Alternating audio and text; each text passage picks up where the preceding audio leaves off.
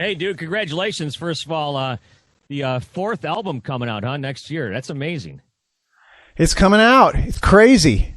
I can't, after it's been 11, 12 years that we've been making music together.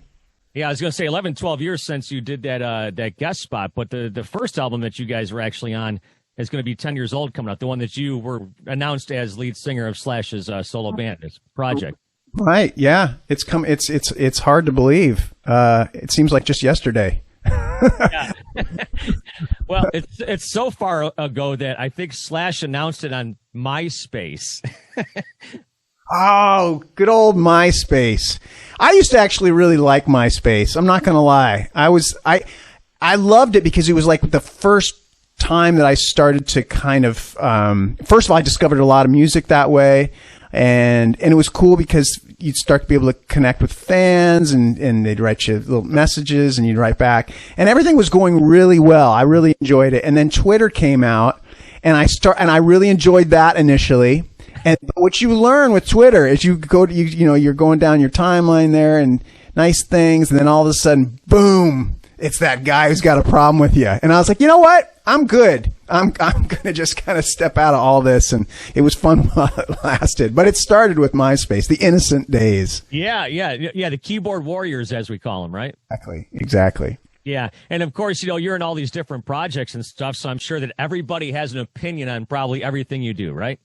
Which is why I tend to just kind of keep my head down and keep working. I don't read any press. I don't read reviews. I just live in an ignorant state of bliss. It's state of bliss. That's probably the way it should be done too, right? Right. Yeah. So 4 comes out on February 11th. They're going to be over here in Windsor, actually right across the river there on March 4th. And this record was mostly pre-pandemic written, as I've been reading.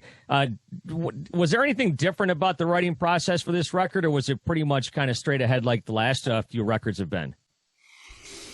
Yeah, I think the writing process was pretty similar. We did obviously because we couldn't get in the same room together during the writing process, given the state of the world. So yeah, we were exchanging a lot more files, demoing that way. I think the difference with this record to previous records was the way that it was recorded, the way it was documented was more live. It was the guys set up almost like they were playing a show, and they were all in the same room together and just rocked it out live. And I was in a vocal booth. And so a lot of what you hear on these tracks are just 5 guys playing at the same time. And a lot of times with modern recordings, you start out, you get the drums, you get the bass, you get the guitars. And this was just a very fast, I think the majority of the album was recorded in about 5 days. I mean, that's unheard of. I don't remember the last time I made a record that was where the majority of it was done that quickly. Now, was that because you guys had so much material and were so polished going into it? Is that why it took just a few days, or were you guys just really jamming through things?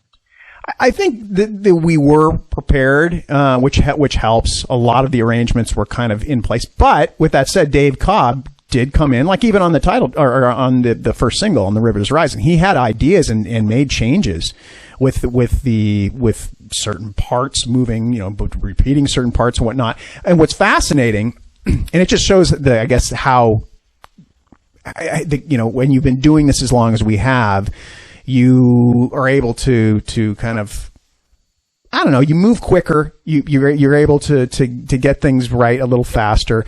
And so we ran it like 2 or 3 times for, I don't know, maybe, I don't even know how many times I actually sang it, because what you hear is what we call the scratch vocal. So what you hear on this is basically what I sang to the guys to make sure they knew where we were in the song. And then when I found out, Dave, the producer, was like, yeah, we're just going to use the scratch vocal as the lead vocal.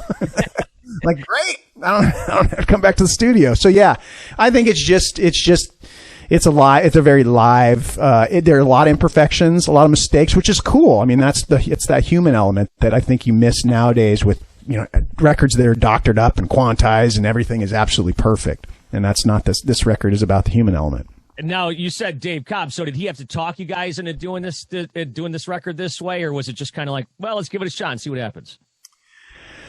No, that's just the way he makes records. It's funny because I talked with him on the phone a few months before we went in the studio, and I asked him, I said, well, and we got on the subject of demos, and he said something that really stuck with you. He says, you know what, man, I don't like to do demos because I feel like what happens is you essentially, you're trying to recreate that when you actually make the record. Well, why not just go in there and capture that initial magic with all the fancy bells and whistles and the high tech machinery that we use in the studio, and capture that energy the way it should be captured. And so he's really good at that. I think that's what you hear on his records.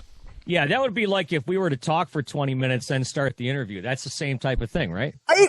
That's a really, really great analogy, because it's true. When you first start, there's kind of that free flow, and it's kind of, there's no expectations, and you're not, because I call it, it's like it's red light syndrome, where when a guy when he sees that the record button is pressed, they kind of tense up, and they're not in the zone, and they're not just letting things flow. And that's a great analogy. Yeah, and it's funny, you talk about the scratch vocal and how they use that, but the last time I saw you guys was in the summer of 2019 over there in Windsor again. And you're singing, you're just so effortless. So that kind of doesn't surprise me that they would just use, just something that you were just using as a placeholder. Well, I mean, some days are better than others. The human voice, as you know, it's like some days you probably go to talk and you're like, why is there this frog in my throat, But yeah, fortunately, that was a day that worked out. Now, obviously, with the exception of like the way you guys recorded it and whatnot, what is different about this record, or what might stand out when people first listen to it? Oh man, I think it goes back to that human element. It's a real vibey record. To me, when I hear it, it has a very kind of large. There's a lot of reverb, and I kind of see it like it's like an arena rock record. That's one of the things I get from it. There's no concept lyrically that runs throughout it. That I think that's maybe part of the reason it was easy just to call it Four. It's a collection of songs. It's not the Wall, Yeah.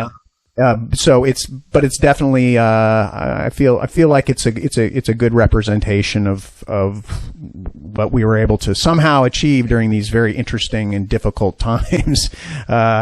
It's a miracle we got it done.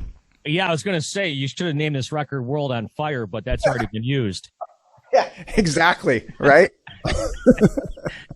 But, for me, like personally, when I listen to stuff that you're on, I really gravitate towards the epic stuff that you do. Will we hear anything epic on this record, or is it pretty much like 4 and 5 minute tracks? There's an epic track. Yes, there is. Really? I can't give away the title, but yeah, it's epic. And it's actually, it's an exciting one because I think it's one of Slash's hallmark, like best guitar hooks. And that's what he really, besides his riffs, he comes up with these really great guitar melodies that go all the way back to, those early Guns records. And, so yeah, to me, it's one of those moments where I think the fans are going, oh yeah, that's Slash doing his thing. It's magical. Yeah, I was thinking about this earlier. You just mentioned the early GNR records. Do you ever sit in the studio with Slash and go, man, this is the guy that wrote November Rain or Welcome to the Jungle or anything like, I mean, that's got to come into your mind every once in a while, right? It does. And it wasn't so much in the studio. I was actually the other day, so I've been having, not to give up too much information, but I've been having this kind of wrist hand problem thing. So I've been going and seeing this physical therapist guy, and he's been working through it and getting it to work again so that I can shred again. So it's like, so I'm sitting there and we're doing the exercise, and all of a sudden they got the radio going, and Paradise City comes on. And I'm like, it's just so, wow. Like, I made records with that guy. Like, it's kind of, there are those moments where you have that realization. It's like, how did this all happen? This is amazing. And then it was fun as he was working on my hand. I was like, man, I was just blown. I was like, he was probably 21 years old when he recorded that outro solo. And that solo was rips. That's just an amazing guitar solo. I'm like, gosh, he had it from the beginning. He had that magic factor. Yeah, sometimes I think about that Appetite record. It's so funny that you mentioned that Paradise City, because those guys were young guys, and that record changed the history of rock. And that record to this day is still one of the greatest albums ever as far as rock is concerned. I totally agree. And what do you think of this? For me, Appetite for Destruction kind of paved the way for a lot of the things that happened, whether it was you could argue like it went into Jane's Addiction and then Faith No More, and then you had the whole Seattle movement. It kind of made rock dangerous again. There was a period there in the mid '80s where it started to get kind of, not in a bad way. It was just different. There was a different vibe, and then Appetite for Destruction comes out, and it's just like, ooh, it got really dangerous really quick. And then I think it kind of allowed the next few movements that were really important throughout the 90s to happen. Yeah, no doubt. There was this shiny, polished type of thing, and all of a sudden those guys came around. And not to get off on a tangent, but I'm looking at the original cover right now. I got my eye on one for $350. They say it's sealed and they say it's original, so we'll see what happens. Ooh, that'd be cool. Yeah. So, hey, final thing here for you. Know that you got the Ides of March just came out. By the way, I was listening to Year of the Tiger again today. That is one of my favorite records. That record's so good. The Ides of March, you got a tour coming up with that. You got a lot of stuff happening with that as well, huh? Yeah. So I'm heading to the UK here in a few weeks. So I'm gonna hopefully, and I'm gonna tour that, and that'll be fun. And then get into the swing of things early next year with Slash and Conspirators. So I'll be busy. Yeah, I don't know about you. I was just telling somebody about this, but I'm vaccinated. I've already had COVID. It's like I'm done. I'm moving on. Yeah, that makes two of us. All right, Myles. Well, listen, man, thanks so much for the time. Good luck with everything. February 11th, 4 drops. We'll see you over here in Windsor. And thanks so much for talking to us. Thank you. Always a pleasure.